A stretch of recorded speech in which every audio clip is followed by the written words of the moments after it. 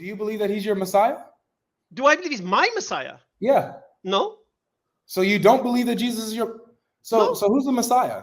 Messiah was Jesus. The Messiah sent to the Bani Israel, to the children of Israel, as he Wait, stated. wait a second. Does not your Quran say that Jesus is a sign for mankind? I believe Jesus is the Messiah to the Bani Israel. Was he a sign for mankind? For the Bani Israel. Okay, so maybe you're unaware of this. Chapter 19, verse 21. It says that Allah says that he made Jesus a sign and a mercy for mankind. Chapter 21, verse 9. Okay. Says that Jesus is a sign for mankind. Mankind when? Just for Israel, or is he for mankind? Is he just for Israel, or is he also for mankind? Okay. Jesus was sent to the children of Israel. Okay. When he returns at the end of days, it will be for all mankind. Okay. So when when it says that Jesus is a sign for mankind, is that only for Israel, or is that for everyone? Okay. When Jesus first came, he was just for the children of Israel. When he returns, he'll come to slay the Dajjal and for all of mankind. Where does your Quran say that when Jesus first came, he was only for Israel? Where does your Quran say that? We said Isa, son of Maryam, to the Bani Israel. Yeah, but where does it say only to Israel? We sent him to the Bani Israel. Being sent to Israel doesn't exclude everyone else, right? Well, if you're being sent to Bani Israel, to the people of Israel, children of Israel, yes, it does. Does that mean that you're only for Israel? Well, if you're sent to the children of Israel, you're not sent to the children of the Gentiles, are you? But that doesn't mean, just because you're sent to, like, for example, was Muhammad sent to China? No, Muhammad was sent for the whole of mankind. He was sent to the whole of mankind, but did he leave Arabia? He didn't need to. He sent delegation to Rome, to Persia, to Byzantium, and called them all to Islam. Got you. So he himself didn't have to go outside of Arabia for his message to be for everyone else, right? No. There's a difference. Allah says in the Quran, we sent you Muhammad as a mercy to mankind. We sent. This is different. And Muhammad, peace and blessing, acted upon that by sending a delegation to Persia, to Egypt, and to Rome, calling them all to worship Allah. So therefore, this is an indication and a demonstration of his mission, that he wasn't just there for the Arabs.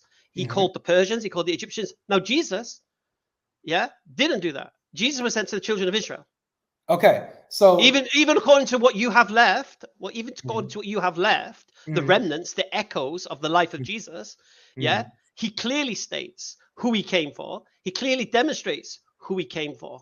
Got you. So, all right. So let's talk about this. What you just said. You said that Muhammad was for all mankind because, and here's your evidence, is that the Quran says he's a mercy for mankind. And then you said that Muhammad demonstrated what Allah has said in the Quran by sending delegations to these other nations. That's what you said. So you have the claim from Allah that proves that Muhammad is not just for Arabia, but for all mankind. And then you have the demonstration. Okay. In the Quran, it says that Jesus is a mercy for mankind, a sign and a mercy for mankind. So he wasn't just for Israel by that standard. No. He was also for the rest of the world. This is what you're missing. This is what you're mistaking. Okay. When the Quran talks about Muhammad, Muhammad is the final messenger. There's no more messengers coming. The new Sharia is with Muhammad. The previous prophets now have been surpassed, just as Jesus surpassed Moses and Muhammad surpassed Jesus. Okay. So when Allah speaks about Muhammad, he's the final messenger. This is the message to mankind. When it's talking about Jesus, it's past tense. It's what's happened in history, kind of thing. So we know as Muslims, or we believe as Muslims, that Jesus, when he was sent, had a mission to go to the children of Israel, to call them back to worship it and worship the God of worship Allah. And then afterwards, when they rejected him and such, then when he returns at the end of days to slay the Antichrist, then he will be for everybody. Obviously, he's not just going to come back for the Muslims. He's going to come back for everybody. Okay, so that's that. Okay. So again, so you said that Muhammad is for mankind because the Quran says he's a mercy for mankind, and then demonstrated it by sending delegates of his message and the message of Islam to these different nations and different people. So what you have here is you have where Jesus, according to your Quran, is sent to Israel, but is also said to be a sign and a mercy for mankind. So the same way that you believe that Muhammad is for mankind, the Quran says the same thing about Jesus, which is why you should know where Jesus preached as the Messiah, what he did, what was in his message. No, we don't. This is No, why no, you should know this. we don't need to know these things. What do you He mean? was a He's your messenger. Messiah. Is he not your Messiah? Okay. No, he's not my Messiah. No. Okay. He's not your Messiah. That's No. tough. No, he's not my Messiah. Where do you get this idea that he's not your Messiah? Because he was sent to the children of Israel as their Messiah. Wait, okay. Who was promised the Messiah? Who was promised the Messiah? At any point, who was promised the Messiah? Did Jesus stop being Messiah? One second. Who was promised the Messiah? No, Hamza, this is the question. Does Jesus stop being the Messiah at some point? Who was promised the Messiah? Jesus is. No, who was promised? Who was promised they would be sent a Messiah? Everyone. Where does Not it just say that? Israel, everyone. The Gentiles too. Where does it say that? In Isaiah 49. What does it say? In Isaiah 49:6, it says, talking about the Messiah, it's too small a thing that I should make you my servant to raise up the tribes of Jacob and to bring back the preserved of Israel. But I will also make you a light to the Gentiles, that my salvation may reach the ends of the earth. So both Gentiles and the Israelites are promised the Messiah. So you're saying to me, when the Jews read their Old Testament, they recognize a Messiah that's going to be sent to the Gentiles? Yes. He's not just for Israel. He's also No, they don't. No, they don't. They don't. They don't interpret it the way you interpret it. Okay, so touch on this then. I gave you the verse where it talks about the Messiah being for both Israelites and Gentiles.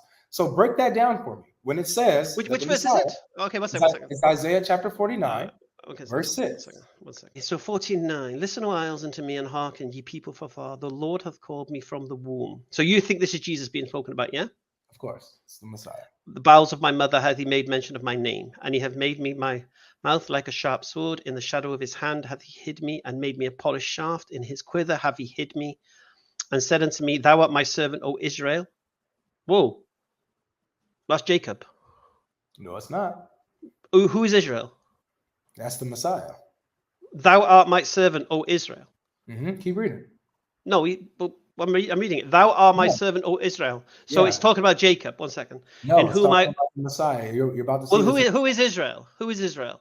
I'm about to show you. You have Israel. You have the individual Israel, who's the Messiah, right, who represents Israel. Then you have Israel, the nation, who that individual saved.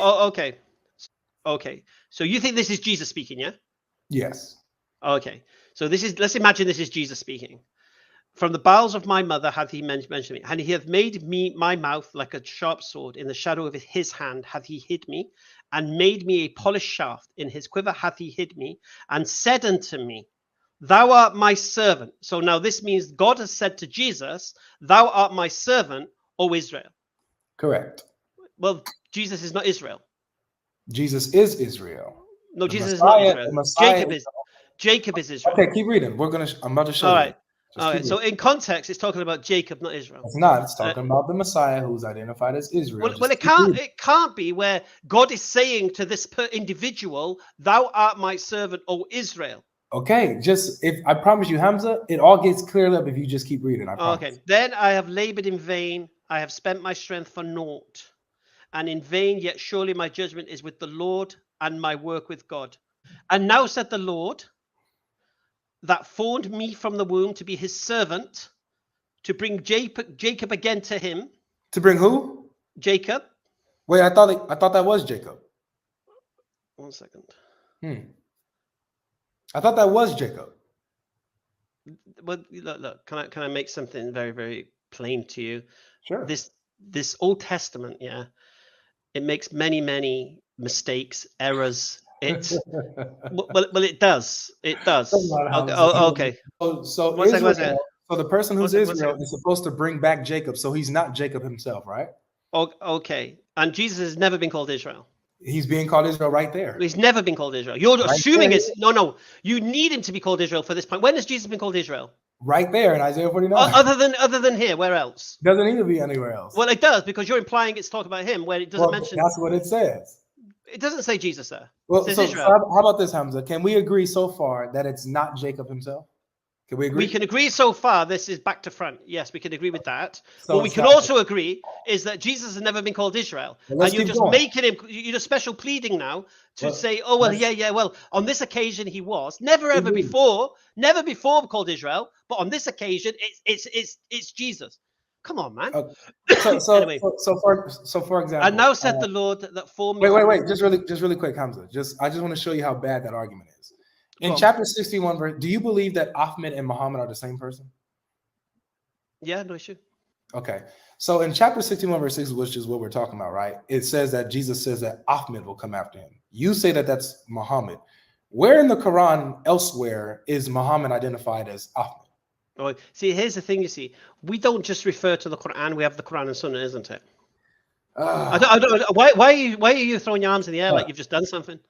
This is tough. This is what I'm saying, the inconsistency. What was inconsistent? What was inconsistent? You're trying to say that there's a problem with Jesus only being referred to as Israel one time, and if no time before that or after that, then that means there's a problem. No, I'm asking you. You don't have Muhammad being identified as Ahmed in the Quran. No, but there's a difference here, you see. God is telling us that this is who he's talking about. Yeah? Where? In the Quran. Yeah? Is Quran where I got you. Where in the Quran does Allah say Ahmed is Muhammad? That's a good question. 61:6. Really? Yes. 1 second. See, here's the thing with the difference between me and thee, yeah, Avery, is the fact that if I don't know something, I will stop and listen and reflect and read and understand it. Yeah. What I won't do is keep building my arguments on false premises, which you've done consistently. I haven't done that yet. I think that's what you've been doing. You have done that. You have done that now. Okay. Whatever you say, man.